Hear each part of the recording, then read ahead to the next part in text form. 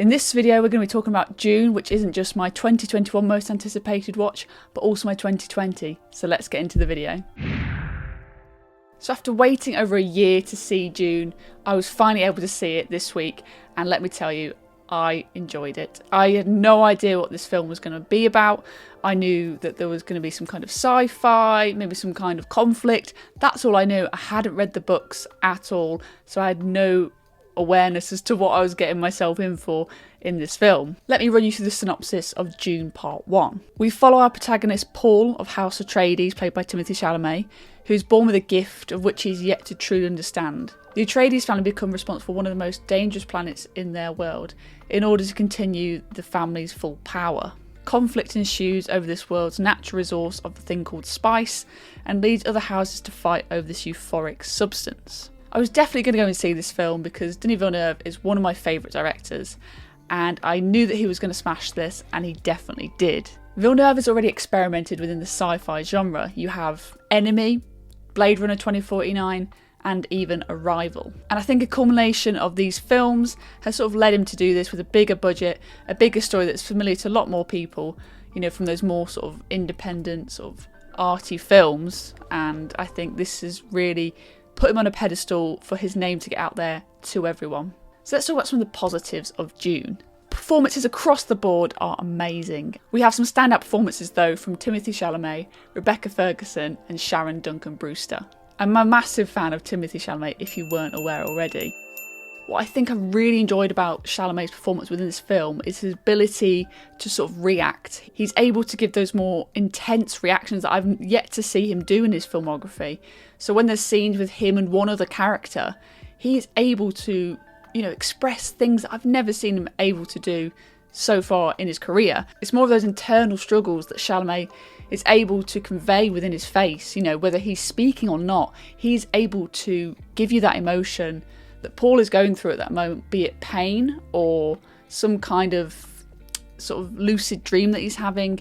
You are able to really understand the sort of dynamic and the sort of two worlds that Paul is living in the film. Rebecca Ferguson really surprised me in this one. I'm not a massive fan of her previous work, but I think she really is good in this film. This touches on one of my other points, but what I love about the film is this sort of matriarchy, which I had no idea would happen, and I think Rebecca Ferguson and Timothée Chalamet's sort of chemistry on screen is excellent, and I think that's one of the main selling points for me of this film, is the dynamic that those two had.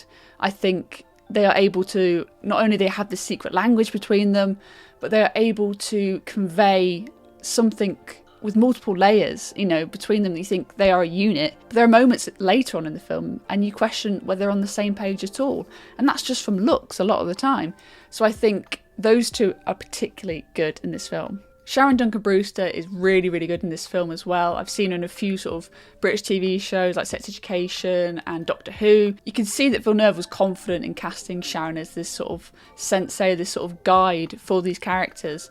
And I think that she does an excellent job, and again has those layers within, you know, just her facial expressions. I think she is perfect for this role. One of my absolute favourite things about this film has to be Hans Zimmer's score. This, in my opinion, at this moment right now, I think this is one of his best scores in a long time. With Villeneuve's creative eye, you know, the cinematography as well, you can tell that sort of visual story and get performances, but Hans Zimmer's score in this film adds a completely different layer. To me, it's 50% of the film. It really adds those eerie undertones when some kind of spaceships come out the water or come into the atmosphere, and there's moments as well where we have sort of these sort of chanting songs, very sort of Middle Eastern inspired, I imagine, and I think it all adds to the world. It really takes you in.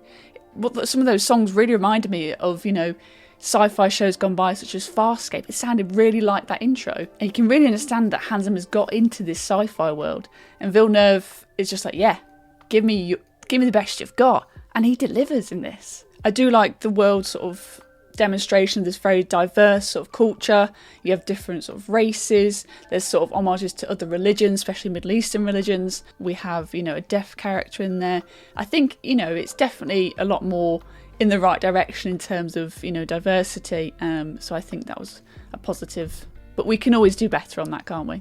Denis Villeneuve is always excellent at putting the audience in that world, and this is it. This is, you know, the epitome, I think, in terms of his world building. Like I said, I had no prior knowledge of the story, yet, you know, within 30 minutes of the film, I'm fully in this world, and I understand the rules, I understand the sort of hierarchy of these people in this society, and I think he does it so, you know, effortlessly, and, you know, it's very, very easy to digest this new information, which I imagine when you're reading is quite dense, you know, it's quite a lot to take in.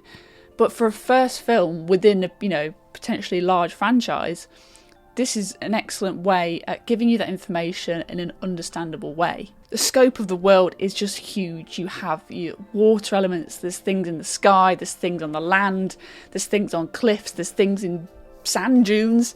There's so much richness within this film, and I think Villeneuve he's just cracked it. He knew what he wanted with this film, and using those sort of actual sets alongside CGI, I think really benefited in this film. We are going to have to talk about some negatives. I didn't think it was perfect. I think it was very good, like I said, in the world building, but I do think it was a little bit long. He was able to squeeze a lot into it, a lot of lore, a lot of characters, a lot of action.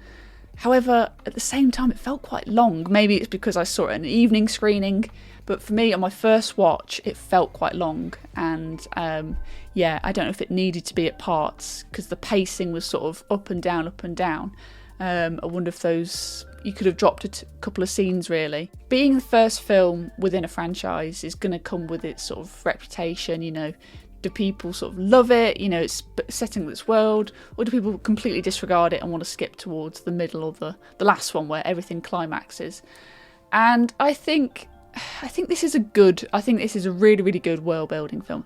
But would I go back and watch it again and again, like, you know, your sort of Harry Potter's, your Fellowship of the Rings? Not that I want to compare it to that, but, you know, does it have the rewatchability? I'm not too sure, but I definitely want to watch this one again and see if my opinion differs. Saying that, I really enjoyed the film. You know, it's mainly positives compared to negatives, and I really, really enjoyed it, and I want to go and see it again to pick up on those sort of smaller details.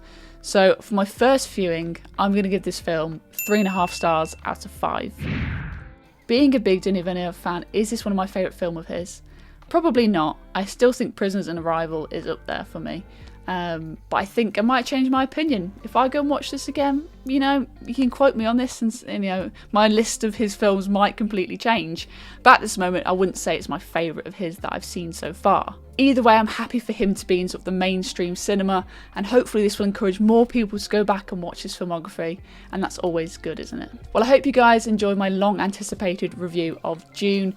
I really enjoyed the film, and I think you should go and check it out if you haven't already. Definitely at the cinemas. Don't watch it on your laptop screen, please. Please go and see it in a cinema. So I hope you guys enjoyed the video, and I'll see you very soon for another popcorn chat.